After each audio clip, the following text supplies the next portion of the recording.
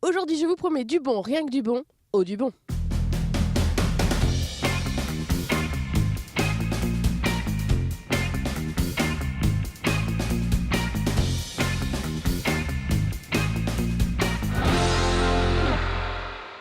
Bonjour à tous et bienvenue dans Sur Place, l'émission qui se déplace au gré de l'actualité. L'actualité aujourd'hui, c'est qu'il fait beau. Alors on a décidé d'aller se promener, profiter du début du printemps, des fritillères, pintades en fleurs. On est au Marais Audubon pour vous parler plus concrètement de l'arrivée des cigognes dans le Marais Audubon. C'est la période, donc on va vous les montrer, on va vous en parler avec Hubert Duguet de l'association Acrola. Et puis après, on va vous parler aussi de ce Audubon qui a donné son nom au Marais, Jean-Jacques Audubon, qui a grandi à Couëron. On ira voir la maison où il a grandi, on ira à la Gerbetière. On est à Couëron, on parle d'Audubon, c'est parti. Nous sommes au cœur du Marais Audubon avec Hubert Duguet. Bonjour. Bonjour. Merci d'être avec nous. On a fait une petite balade avec vous pour aller voir justement les cigognes. Vous êtes ornithologue et vous faites partie de l'association Acrola, association pour la connaissance et la recherche ornithologique Loire et Atlantique. J'ai mon anti-sèche parce que c'est pas forcément évident. Et vous dirigez un programme de recherche justement sur le suivi de ces fameuses cigognes. Juste pour dire, là on est au mois de mars, mi-mars à peu près. Ça correspond à quelle période là pour les cigognes ? Alors on est juste en début du cycle biologique. Les oiseaux sont arrivés depuis les premiers depuis un mois et demi. Certaines ne sont toujours pas arrivées, mais les premières sont là, sont en train de réparer le nid de l'année précédente. Et puis les premières viennent de pondre cette semaine en profitant de ce temps printanier formidable en ce moment. Ça paraît un peu tôt là, non, pour pondre ? Alors c'est très tôt, c'est 2 mois plus tôt qu'il y a 20 ans. C'est une adaptation au dérèglement climatique.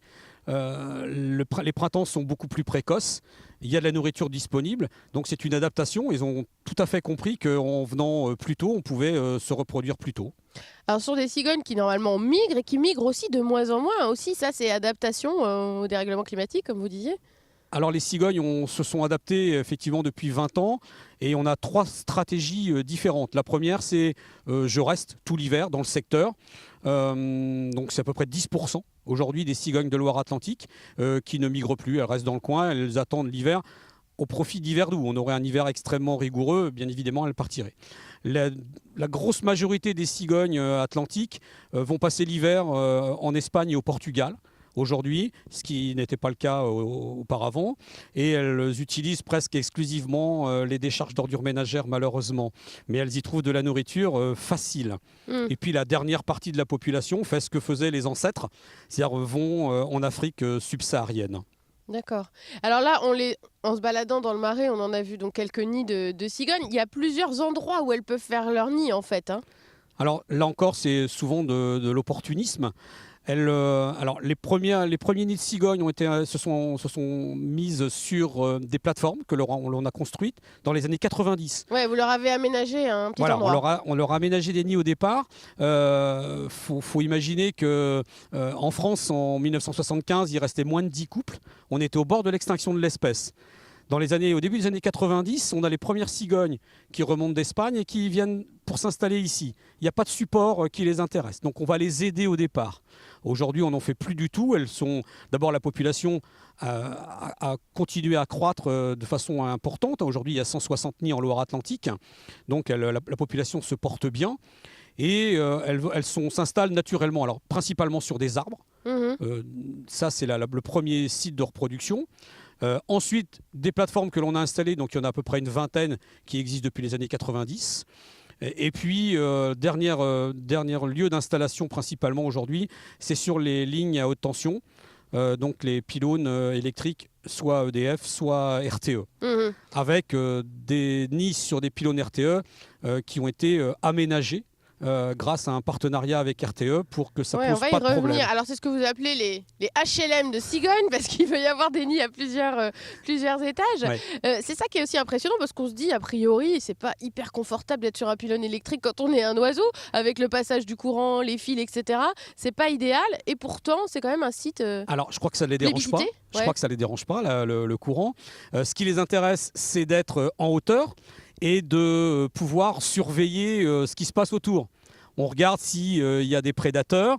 Voilà, on voit bien ce qui se passe, on domine le paysage et on est à l'abri. Donc je crois que c'est ça, c'est fait d'être en hauteur. Donc les pylônes sont des endroits absolument intéressants pour elles. Et vous travaillez aussi justement aussi avec RTE, donc c'est les réseaux de transport de l'énergie, EDF aussi, pour que ça se passe en bonne intelligence, quoi. Voilà, on estime aujourd'hui que les problèmes de percussion et d'électrocution sont les principaux risques de mortalité pour les cigognes. Donc on a essayé depuis une vingtaine d'années, dans le cadre de partenariats, de trouver des solutions intelligentes qui permettent la cohabitation entre ces supports pour qu'elles permettent d'acheminer l'électricité dans de bonnes conditions chez le client. Et puis que les cigognes puissent s'installer, puisqu'elles ont envie de s'y installer. Donc il faut faire en sorte, je crois qu'on a essayé à une époque de se dire qu'il ne fallait pas qu'elles nichent sur les pylônes, on n'y est jamais arrivé et on n'y arrivera pas. Donc l'idée était plutôt à un moment de se dire qu'est-ce qu'on peut faire pour que la cohabitation soit intelligente. Et ça, on y est arrivé avec des équipes d'RTE Nantes qui ont vraiment collaboré étroitement et on a trouvé aujourd'hui les solutions. Voilà, donc elles peuvent aller à des endroits qui ne gênent pas, donc qui sont bonnes pour elles aussi, bien sûr, voilà. Et qui ne dérangent pas aussi les humains, parce que ça pourrait générer des petites coupures, en fait, Voilà. Certains branchages qui vont toucher des fils Voilà, et tout ça. c'est principalement en début de saison, quand les oiseaux vont aménager leur nid, ramener des branches supplémentaires sur le nid. Ces branches peuvent tomber. Ça tombe sur les isolateurs ou sur la ligne et ça crée des micro-coupures, voire des coupures complètes d'électricité. Donc c'est ça qu'il faut absolument, bien évidemment, éviter. Et pour cela, donc, il y a eu des paniers qui ont été installés donc, en dehors de la ligne. Et puis des anémomètres, des faux anémomètres qui tournent, qui permettent donc aux oiseaux de ne pas s'installer là où on ne veut pas. C'est beau de voir cette collaboration quand même. Oui, il a fallu quelques temps pour trouver la solution, mais on l'a, donc c'est formidable. Puis vous aidez aussi pour aller récupérer des fois les petits des cigognes pour le bagage. Voilà. Alors RTE, effectivement, avec l'équipe de Lignard, nous aide bien évidemment au printemps en montant récupérer les poussins pour qu'on puisse les baguer, puisque c'est pas nous qui monterions là-haut. C'est un petit peu dangereux tout là-haut. Ouais. Donc là, on est dans le Marais Audubon. C'est un des endroits aussi en Loire-Atlantique où il y en a le plus de cigognes. Alors le Marais Audubon aujourd'hui est le site qui abrite le plus grand nombre de nids en Loire-Atlantique. Donc c'est la principale colonie aujourd'hui c'était 33 nids l'année dernière. Voilà, donc c'est aussi lié à la richesse du milieu. La richesse du milieu des prairies humides, des prairies inondables. Et là, on peut tout à fait remercier les agriculteurs qui entretiennent ce milieu, qui l'exploitent de façon tout à fait compatible avec la biodiversité. Donc avec des prairies soit de fauche, soit des prairies d'élevage. Alors, vous l'avez quand même évoqué, mais on va insister sur ce point. En matière de cigogne, on annonce des bonnes nouvelles. Alors c'est vrai que la cigogne annonce une bonne nouvelle aussi dans l'imaginaire. Mais là, vous, la bonne nouvelle, c'est quand même que dans les années 70, il n'y avait plus du tout de cigogne. Au début des années 90, ici, en Loire-Atlantique, il y avait quoi, un nid. Et aujourd'hui, on est à 160 nids. Et c'est grâce à vous, quoi. C'est l'histoire, la chronique quand même d'une réussite. C'est pas grâce à nous. Hein. Je crois que c'est grâce vous avez contribué. Alors, on en a un petit peu aidé au début, mais je crois que c'est le milieu qui est favorable. Des milieux favorables où il y a de la nourriture. Je crois que et de la tranquillité. Donc ça, c'est quelque chose d'extrêmement important, bien évidemment. La nourriture aujourd'hui, donc c'est des oiseaux qui sont carnivores et opportunistes. Et le mets principal, le régime alimentaire principal, c'est de l'écrevisse américaine, donc qui a été importée, qui aujourd'hui pullule dans tous les marais. Et forcément, la cigogne n'a qu'à se baisser sans trop de difficultés pour manger. Donc aujourd'hui, c'est 90% de son régime alimentaire. Ouais, donc ce que vous surveillez, c'est que ces conditions, elles restent aussi pour que les cigognes continuent à être en Loire-Atlantique. On regarde ce qui se passe. Donc aujourd'hui, on constate qu'il y a de plus en plus de cigognes parce que la nourriture est là et qu'elles trouvent des bonnes conditions. Maintenant, est-ce que ça durera Je veux dire, on peut imaginer. Je ne crois pas, mais que l'écrevisse disparaisse, et auquel cas, effectivement, il faudrait qu'elle trouve de la nourriture et la nourriture sera moins abondante, donc il y aurait moins de cigognes. Alors, juste un dernier mot, on est dans les marais Audubon, donc, qui est un clin d'œil à Jean-Jacques Audubon, célèbre ornithologue qui a grandi en partie à Couëron.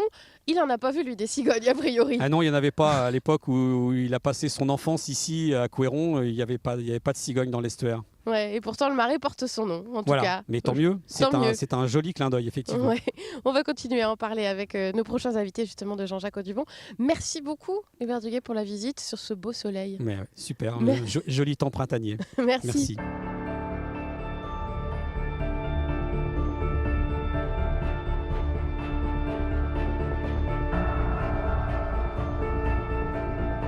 Comme promis, nous sommes à présent à la Gerbetière, toujours à Couëron, et je suis avec Jean-Louis Lavigne. Bonjour. Bonjour. Vous faites partie de l'association Couëron Histoire et Patrimoine, et vous étiez aussi auparavant membre de l'association Couëron Audubon Atlantique. Et cerise sur le gâteau, vous êtes un descendant de la famille Audubon, de par la sœur de Jean-Jacques Audubon précisément. On était tout à l'heure dans les marais Audubon, et c'est un peu à cause de vous que les marais Audubon s'appellent ainsi. Et c'est aussi un peu grâce à vous que les premières plateformes pour accueillir les cigognes ont été réinstallées dans le marais au début des années 90. Sur cette histoire du nom de baptême du marais, comment vous avez eu l'idée de baptiser ce marais Audubon? J'ai été le souffleur de l'idée en quelque sorte. Quand il y a eu une menace sur ce qu'on appelle les marais Audubon aujourd'hui, d'un projet portuaire de 300 hectares au pied de la Gerbetière, pour ainsi dire, que j'ai découvert quand je travaillais la région, j'ai dit c'est pas possible. Il faut faire quelque chose, il faut protéger cet espace-là. Évidemment, personne ne connaissait Audubon à l'époque. Donc c'était une surprise totale quand j'ai dit aux associations locales qu'il fallait s'emparer du mot d'Audubon pour protéger le marais. Et ça remarquablement bien marché. Parce qu'on avait une belle histoire à raconter, une aventure américaine qui fait toujours rêver. Et en plus, on a eu le secours des cigognes qui sont venus nicher sur des plateformes qu'on avait posées quelques années avant. C'était presque tout concordé. Merveilleux, voilà. Donc c'est en 1995 que le marais devient marais Audubon. On va revenir justement aussi sur Jean-Jacques Audubon et puis son histoire avec Couëron et Nantes. On marque une courte pause et on revient avec Monsieur Lavigne.